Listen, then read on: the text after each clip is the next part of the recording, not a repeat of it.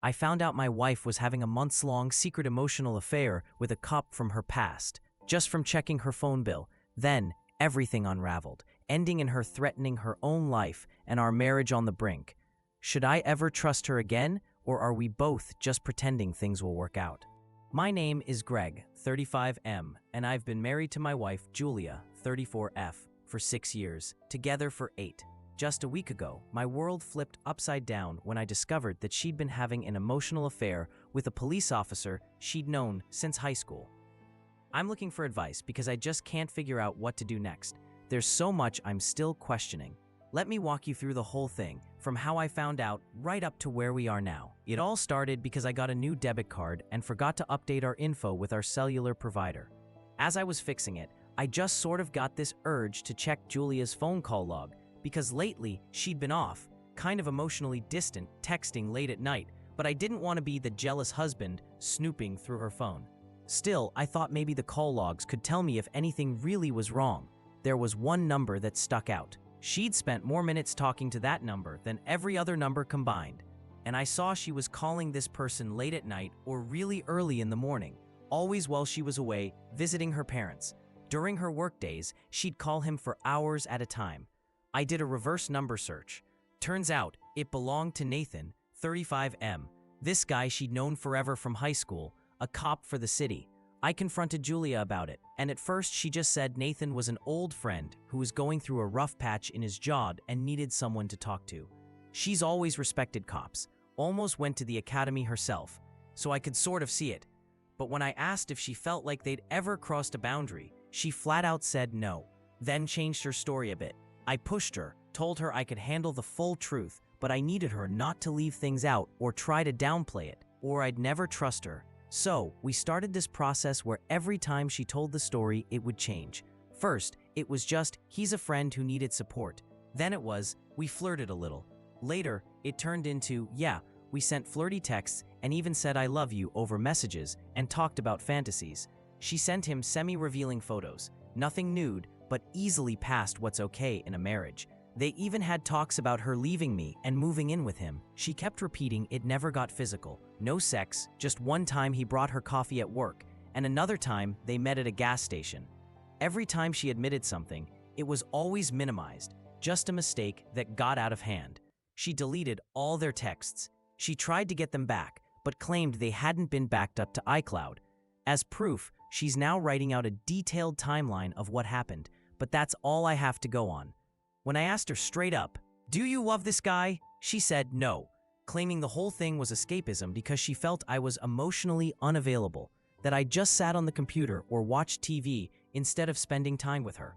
And I admit, for a while now, I've been in a depressive funk, withdrawn, moody, snapping at Julia. She tried to flip the narrative, accusing me of cheating or talking to people online, which isn't true. I do watch porn, but nothing like this. After our confrontation, when I needed time to clear my head, Julia physically stood in my way and wouldn't let me leave. She threatened to end her own life, grabbing a loaded gun and pointing it at her head. She said she didn't want to live if I left and told me that I'd get everything if she died. I was terrified. Before I left her work, I called her father, Mark, 61M, to let him know I was worried for Julia's safety. I decided it wasn't smart for me to call off work and be around her right then. It would only stir things up more. That evening, we all had dinner, and Mark's main advice was that Julia and I should move and start over, renew our vows, leave everything in the past.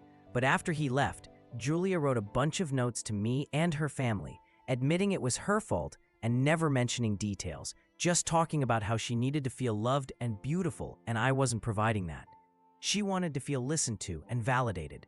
I accept that I was emotionally distant, and that's my part to own. But I still can't be sure their affair wasn't physical. I texted Nathan, told him I wasn't mad at him, since my issue was with Julia, not him. He blocked Julia after that. She tried to call him again on speaker while I was there, but he wouldn't answer. I want Nathan's side of this, since all those texts are gone, and I'll never know what went on for sure. Now, Julia is desperate for us to sleep together in the same bed every night. She's been initiating intimacy. Honestly, it's been wild. Things we never tried before. But I can't help feeling like I'm still not getting the full truth. And if I keep digging, I'll only hurt more. If we're going to reconcile, Any new revelation will shatter me because my trust is already zero. I don't want to turn into a wannabe spy who tracks his own wife. If anyone's got neutral advice, I'd love to hear it. I know I wasn't perfect either, but I still feel lost. Update 1. For safety, I arranged for all our firearms to be stored outside the home for now. I did it while Julia was at work, so she wouldn't see them go. Julia and I talked again. She swears up and down it never got physical. She's even willing to take a polygraph. She admits what she did was wrong. Julia's timeline, as far as she's written it: 1. She and Nathan went to HS together, worked together, talked a lot over the years, but never about romance. He always had a thing for her, but she never really saw him that way. She respected his job and liked the idea of cops. 2. Their first meeting, at a gas station, actually happened before the flirty messages started. They just caught up. That meeting apparently sparked the later emotional affair. 3. The first "I love you," said over text, happened when Nathan was having a rough day and threatened self-harm. He said it first. 4. After that, she started calling him all the time, 2 to 3 hours during work, late at night, weekends. 5. Their texting intensified. Nathan sent her explicit stuff, said he wanted to see her bare or bend her over a cruiser, wanted to give her a BJ with his glasses on, and so on. Julia says she didn't encourage it, but neither did she stop it. 6. Julia sent him photos, most normal, clothes, family house, helping with her late grandma's things, with our nephew. But one day, to cheer him up, she sent a pic of her shirt pulled up, showing her bra. 7. They met once more, when Nathan brought her coffee at work. 8. Lastly, they both agreed they needed to stop. Julia claims she never wanted it to go physical, and that was her line. She's still writing the timeline. It's already 6 pages handwritten. But I have to accept I'll never know for sure. If she does this again, I need to be ready. We had a weird moment. I accidentally left my laundry on the floor, and Julia freaked out. I apologized, but pointed out there were 1,000 ways she could have brought it up. Why explode at me over laundry? I told her that these little negative interactions are what made me want to retreat to my man cave. Maybe that's why I've become so avoidant. Despite all this, Julia won't give me space. I've been trying to sleep in a different room because she's ovulating, and I really need mental space to process, but she always pulls me back. I promised myself, nothing drastic for 30 days. We've got therapy sessions lined up. And now, I have no idea how to handle our anniversary fancy dinner plans coming up. Her birthday, I had already bought her a present. Her family camping trip, she wants me to join, or family vacation, also with her side. Are these wise to go on, or am I going to be going through hell the whole time, pretending everything's normal? I want to leave the door open to reconciliation, but I feel like I'm stuck doing all the heavy lifting, even arranging to store the guns for her safety. I can't make any rash moves until she's stable. Update 2. I ordered the book Not Just Friends. Julia agreed to stop all contact with Nathan. She called him on speaker to end it, and he blocked her again. If he ever tries to reach out, calls, texts, shows up at her work, she promises to tell me immediately. Her timeline is still in progress. Focusing more on the content of their communications than the context or her emotional state. I get that I grew complacent too, and resentful when she racked up credit card debt behind my back earlier in our marriage. I basically coped by withdrawing, spent too much time at work, on games, on YouTube, or just zoning out. We weren't moving forward together, but instead of having the hard conversations, I just checked out. I still don't know what to do. Julia is in intensive outpatient therapy, and I'm waiting before making any life-changing decisions. My priorities are safety, hers and mine, figuring out what I want, watching her behavior, and figuring out what the Nathan affair meant to her. Does she really want to stay married, or does she just fear being alone? Update 3. Julia finished reading Not Just Friends and even did more modules on the 7-day affair recovery bootcamp than me. Both programs stress how important it is to be transparent and fully disclose everything. Her story is that she felt alone in the marriage, and it was just nice to have someone listen to her. She missed having boundaries and got sucked in emotionally. We still had a small birthday celebration for her. I'd already gotten her a gift. She decided to skip the family camping trip, to stay home and work on our relationship. We did go out for our anniversary because the restaurant was impossible to book.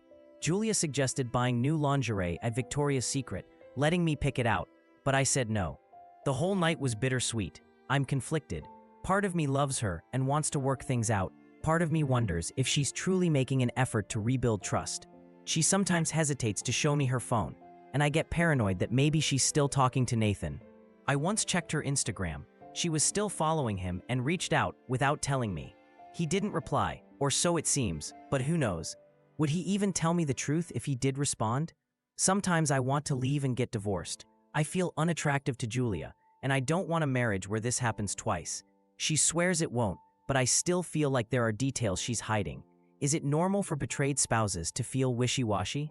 What should I do to feel secure that it won't happen again, with Nathan or anyone else? How do I forgive and move forward? Part of me wonders if Julia is even facing any real consequences for what she's done. If anything, I'm being a better husband to her, which just feels strange. Is that just what happens? Update 4. One thing that really bothers me. I want to know what was in those deleted texts. I tried a bunch of recovery tools. They don't work if the phone's wiped and not backed up. Julia gets nervous every time I try and locks up, which only makes me think it went further. Either they met for sex, she sent nudes, or she trashed me in those messages. She says she just wanted Nathan to send me their chat logs, or at least call.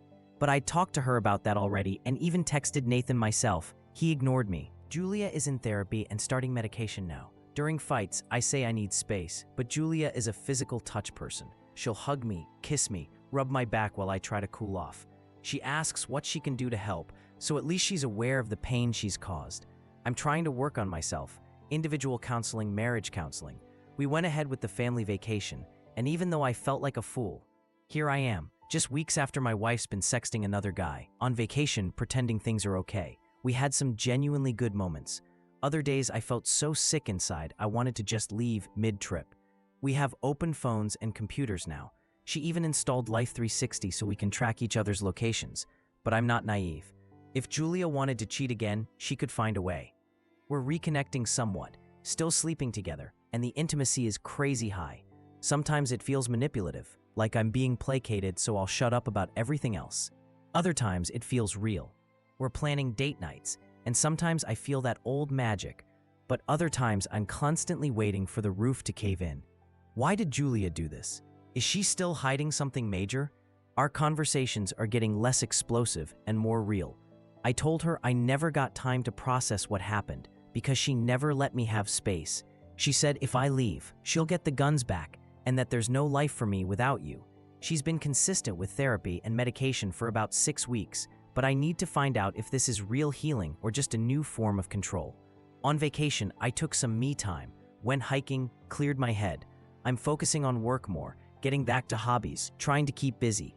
But I do fall back into depressive spells, probably just grief, and sometimes I wonder why I'm still here.